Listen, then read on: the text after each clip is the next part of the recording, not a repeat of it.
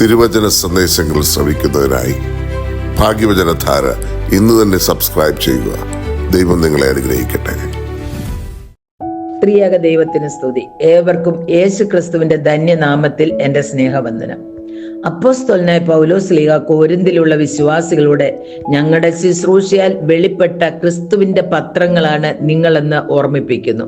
മാത്രമല്ല, അത് മഷി കൊണ്ടല്ല, ജീവനുള്ള ദൈവത്തിന്റെ ആത്മാവിനാൽ അത്ര എഴുതിയതെന്നും കൽപ്പലകയിലല്ല, ഹൃദയം എന്ന മാംസപ്പലകയിൽ തന്നെ എഴുതിയിരിക്കുന്നുവെന്ന് 2 കൊരിന്ത്യർ 3:3 പറയുന്നു. ഭൂലോകത്തിന്റെ വിവിധ ഭാഗങ്ങളിൽ പാർക്കുന്ന, പല ഭാഷകൾ സംസാരിക്കുന്ന, പല സംസ്കാരങ്ങളിൽ പെടുന്ന കോടാനുകോടി ജനങ്ങളുടെ വാർത്തകളും വിശേഷങ്ങളും വായിച്ചറിയുന്നത് വർത്തമാന പത്രങ്ങളിലൂടെയാണ്. വിവിധ തലങ്ങളിലും തരങ്ങളിലുമുള്ള വാർത്തകളുടെ സമുച്ചയമായ വർത്തമാന പത്രങ്ങൾ എല്ലാ തരത്തിലുമുള്ളവരെയും ആകർഷിക്കുന്നു. മനുഷ്യൻ ഈ പത്രത്തിലെ സകല വാർത്തകളും വിശേഷങ്ങളും ശ്രദ്ധയോടെ വായിച്ചു മനസ്സിലാക്കുന്നതിനേക്കാൾ ഉപരി ദൈവത്തിന്റെ പരിശുദ്ധാത്മാവിനാൽ നയിക്കപ്പെടുന്നവർ, ഈ ലോകത്തിലെ അന്ധകാര ശക്തിയിൽ ജീവിക്കുന്നവർക്ക് ലോകത്തിന്റെ വെളിച്ചമായി യേശു ക്രിസ്തുവിനെ ആവേശത്തോടെ മനസ്സിലാക്കാനുള്ള പത്രമായി നാം മാറണം. കല്ലിൽ എഴുതപ്പെട്ട നിയമങ്ങളെ കുറിച്ച് പുറപ്പാട് പുസ്തകം 31:18 പറയുന്നത്, അവൻ സീനായി പർവ്വതത്തിൽ വെച്ച് മോശയോട് അരുളി ചെയ്ത് കഴിഞ്ഞ ശേഷം ദൈവത്തിന്റെ വിരലുകൊണ്ട് എഴുതിയ കൽപ്പലകളായ സാക്ഷ്യപലക 2 അവന്റെ കയ്യിൽ കൊടുത്തു എന്നാണ്. ഇതാണ് യഹൂദന്മാരുടെ ന്യായപ്രമാണം.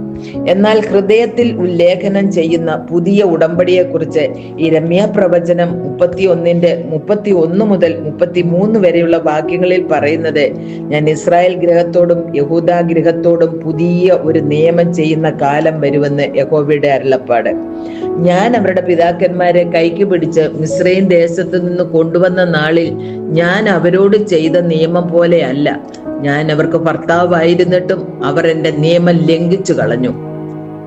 എന്നാൽ ഈ കാലം കഴിഞ്ഞ ശേഷം ഞാൻ ഇസ്രായേൽ ഗൃഹത്തോട് ചെയ്യുവാനിരിക്കുന്ന നിയമം ഇങ്ങനെയാകുന്നു, ഞാൻ എന്റെ ന്യായപ്രമാണം അവരുടെ ഉള്ളിലാക്കി അവരുടെ ഹൃദയങ്ങളിൽ എഴുതും. ഞാൻ അവർക്ക് ദൈവമായും അവർ എനിക്ക് ജനമായും ഇരിക്കുമെന്ന് വായിക്കുന്നു. യഹൂദന്മാർ എപ്പോഴും ശിലകളിൽ രേഖപ്പെടുത്തിയിരുന്ന നിയമങ്ങളിലാണ് ശ്രദ്ധിച്ചിരുന്നത്. എന്നാൽ പരിശുദ്ധാത്മാവ് മനുഷ്യ ഹൃദയങ്ങളിൽ രേഖപ്പെടുത്തിയ നിയമങ്ങളിലാണ് പൗലോസ് ശ്ലീഹ ശ്രദ്ധ വെച്ചത്. ഇതിൽ നിന്ന് നമുക്ക് ലഭിക്കുന്ന ഗുണപാഠങ്ങൾ എന്തൊക്കെയെന്ന് നോക്കാം. 1. ഓരോ വിശ്വാസിയും ക്രിസ്തുവിന്റെ ഒരു കത്താകുന്നു. ക്രിസ്തുവിന്റെ ആശയങ്ങളും ആദർശങ്ങളും വെളിപ്പെടുത്തേണ്ടത് ഓരോ വിശ്വാസിയിൽ കൂടെയുമാണ്. പുറത്തുള്ളവർക്ക് ലോകത്തിന്റെ വെളിച്ചമായി ക്രിസ്തുവിനെ കാണിച്ചു കൊടുക്കേണ്ട ചുമതല നമ്മുടെ കൈകളിലാണ് ദൈവം ഏൽപ്പിച്ചിരിക്കുന്നത്. അത് നമ്മുടെ പ്രവർത്തനങ്ങളിൽ കൂടെ മറ്റുള്ളവർക്ക് കാണിച്ചു കൊടുക്കുവാൻ നാം ഇടയാക്കണം. 2. പലരുടെയും കൈയക്ഷരം വികലമായിരിക്കുന്നത് കൊണ്ട് കത്തിലെ ആശയം വായിച്ച് ഗ്രഹിക്കുവാൻ നാം ബുദ്ധിമുട്ടുന്നു. അതുപോലെ വികലമായ നമ്മുടെ ജീവിതചര്യകളെ കാണുമ്പോൾ സത്യമേത് മിഥ്യ ഏത് എന്ന് മനസ്സിലാക്കുവാൻ മറ്റുള്ളവർക്ക് സാധ്യമല്ല. നാം ക്രിസ്തുവിന്റെ പത്രമായി മാറുമ്പോൾ നമ്മിലെ പാപ സ്വഭാവങ്ങളെയും പ്രവർത്തനങ്ങളെയും ലോകം സശ്രദ്ധം നിരീക്ഷിച്ച് അവർക്ക് നമ്മിലൂടെ ക്രിസ്തുവിനെ കാണുവാൻ ഉണ്ടോ എന്ന് നാം ചിന്തിക്കണം. എന്നെ കണ്ടവൻ പിതാവിനെ കണ്ടിരിക്കുന്നു എന്ന യോഹന്നാന്റെ വാക്കുപോലെ നമ്മിലൂടെ ക്രിസ്തുവിനെ കാട്ടിക്കൊടുക്കുന്ന സുതാര്യമായ ഒരു കണ്ണാടിയായി നമുക്ക് പ്രവർത്തിക്കുവാൻ ദൈവം സംഗതിയാക്കട്ടെ എന്ന് പ്രാർത്ഥിക്കുന്നു. ദൈവം നമ്മെ എല്ലാവരെയും അനുഗ്രഹിക്കട്ടെ.